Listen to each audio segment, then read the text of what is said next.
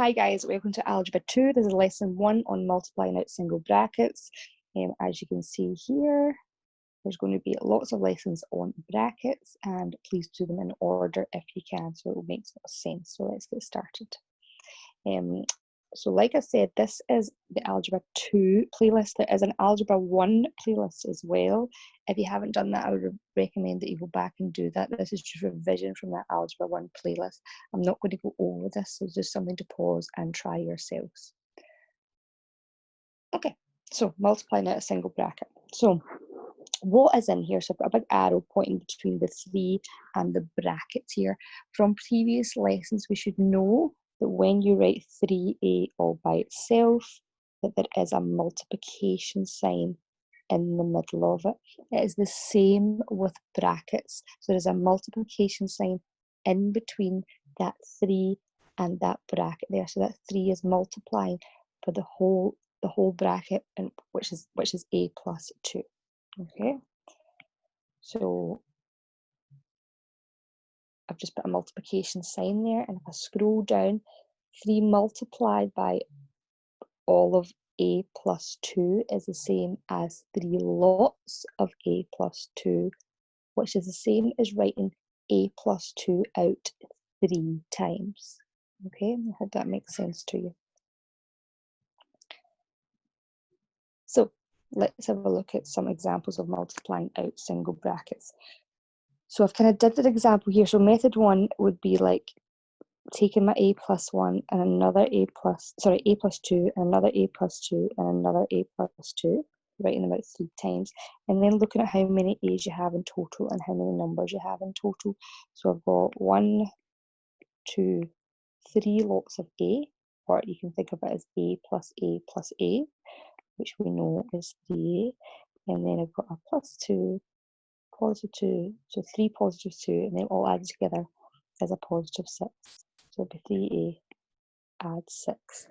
If I just show you pictorially here, so we've got here this a, so that I can make this bar here represent a, and I can make this box and this box represent 1 and 1. This represents this here, this a plus 2. And if I have 3 lots of them, I really have to clone them. I'm going to clone that, and I'm going to clone it again. So that gives me 3 lots of a plus 2. And again, if you just look at that visually, if you look at your a, or add your a, again it's 3a, and then I've got 2, add 2, add 2, which is a positive 6. So add 6, and again the same answer. I'm just going to show you 4 different ways of doing this. So like, you know, it's multiplying, so you can write this out like 3 multiplied by a. So you can write out 3 multiplied by a, add 3 multiplied by 2. So you can actually write that out and then you can simplify. So 3 multiplied by a is 3a, add 3 multiplied by 2 is 6, and again the same answer. This method 3, I'm going to do the exact same thing, but I'm just not going to write that extra line there in method 2. So I'm going to say in my head 3 multiplied by a is 3a, and 3 multiplied by a positive 2 is a positive 6, so add 6. Okay. The 4th method is the box method, which can be really quite useful when things get a little bit trickier. So if I just write my a above this part here, and a positive 2 above this part, and then I write my 3 on the left hand side here, I'm really finding the area of each of the boxes or each of the rectangles. So you're doing 3 multiplied by a, and in the box is 3a. Oops, 3a. And then you're saying to yourself, what's in this box here? 3 multiplied by positive 2 is a positive 6. And again, your answer is 3a. Add 6. Okay, hope that was useful. Let's move on. Okay, I'm just going to focus on really method 3 and method 4 for the next few examples. So 4 multiplied by a is 4a, And 4 multiplied by a positive 6 is add 24. Final answer. Again, I'll do the box method. So I'll put my A and the positive 6 at the top here, and I'll multiply by 4 at the side. And again, you're just going to find the kind of area of each of the boxes, each of the rectangles. So 4 multiplied by A is 4A. And here, 4 multiplied by a positive 6 is a positive 24. And just make sure you write that out again if you're doing the box method. Again, the same answer. Okay, let's move on. Okay, again, we're just going to use methods 3 and 4. Don't get confused because there's a subtract in the middle here. You're doing the exact same thing. So 3 multiplied by A is 3A, and 3 multiplied really by a negative 7. You could just think of it as 3 multiplied by 7 is 21.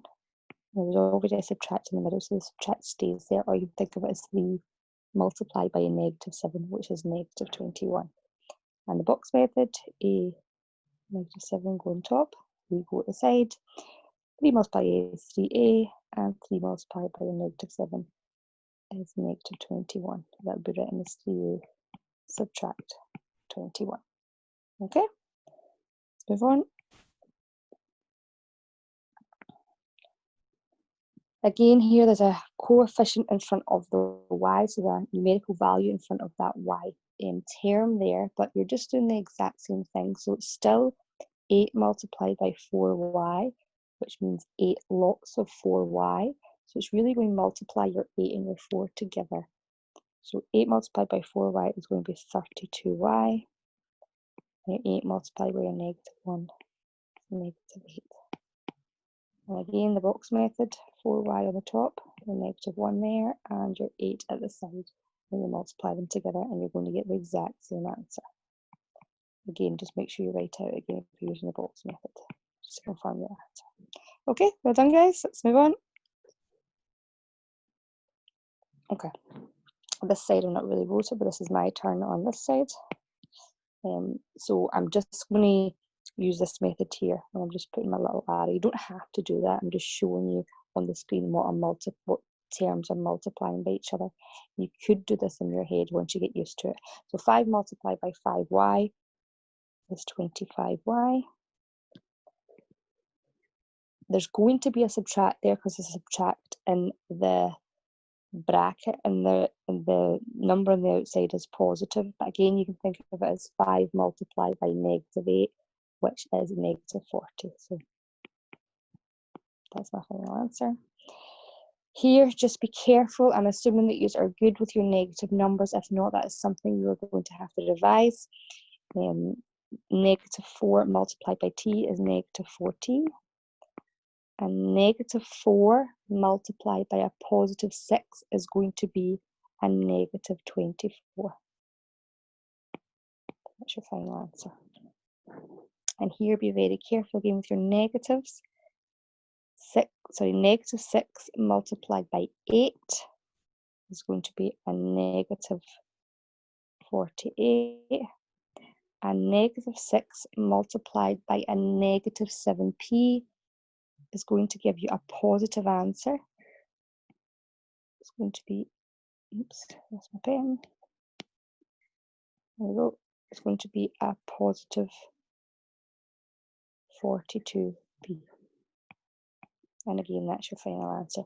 If you wanted to, you could write 42p first and then subtract the 48, but both are correct. For my class, you guys are going to do your turn now. I'm not actually going to give you the answers, that's going to be part of your homework. If you're not in my class, you can do it for your teacher. Okay, you can just leave my answers up while you're doing it. Pause the screen now. I'm going to move on to the next slide.